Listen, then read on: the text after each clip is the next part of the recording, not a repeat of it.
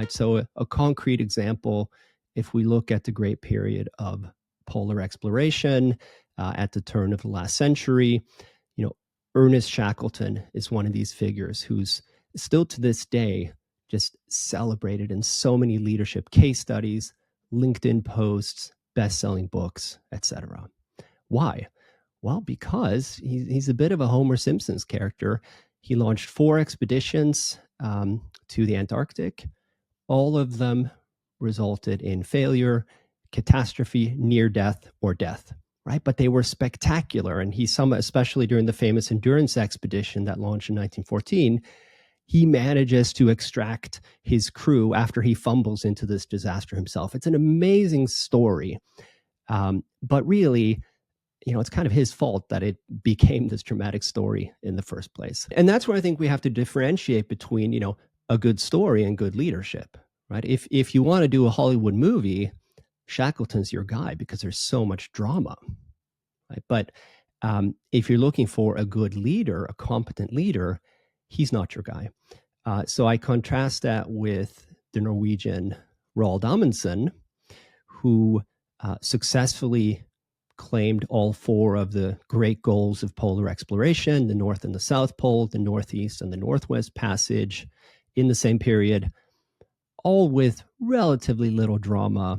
When you read his memoirs, they're not nearly as exciting as the books about Shackleton and the other British explorers because, he was able to circumvent a lot of the drama that these other guys suffered through good planning, good decisions, the right crew selection, the right equipment selection, etc. So if you want a Hollywood movie or a best-selling book, Shackleton's your guy. If you want to learn about leadership and how to manage in complexity, Amundsen's your guy. No, so I was saying, so that's the one, type, I would say, the very loud, heroic people who very often, are just kind of extracting themselves from a disaster or a near disaster that they themselves created.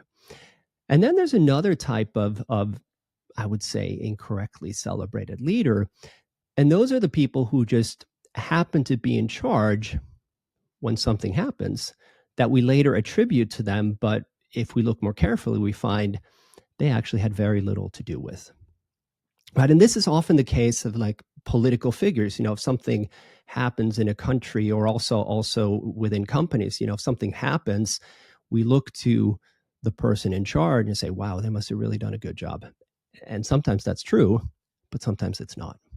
And a good example here, if I may, is Thomas Jefferson, the American president, who was a very influential founding father. Widely celebrated, right?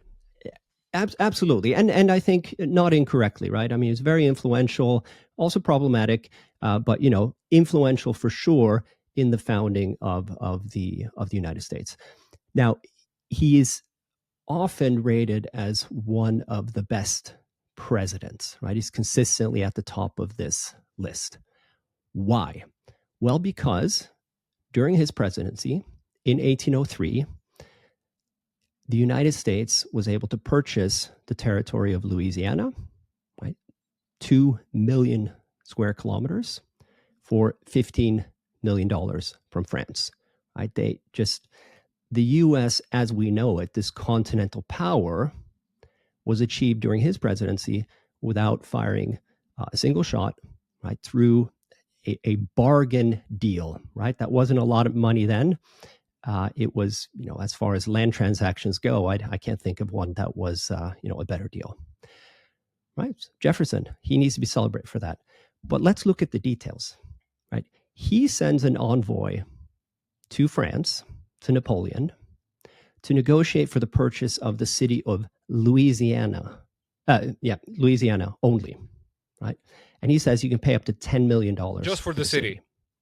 Just for the city. And it's probably a small backwater place at that time, right? I mean, it's at the mouth of the where the Mississippi hits the Gulf, so it's a significant city, but not comparable to the territory itself.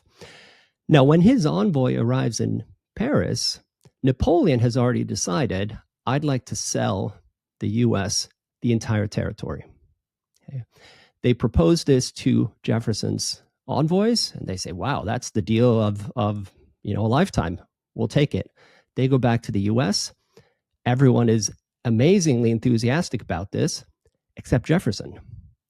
He said, well, can we really purchase territory like this? Is that within the constitutional powers of a president? We have to look into this. But Napoleon needs this to happen soon. And essentially his cabinet tells him, look, man, you got to sign the paperwork here because this deal is too good to pass up.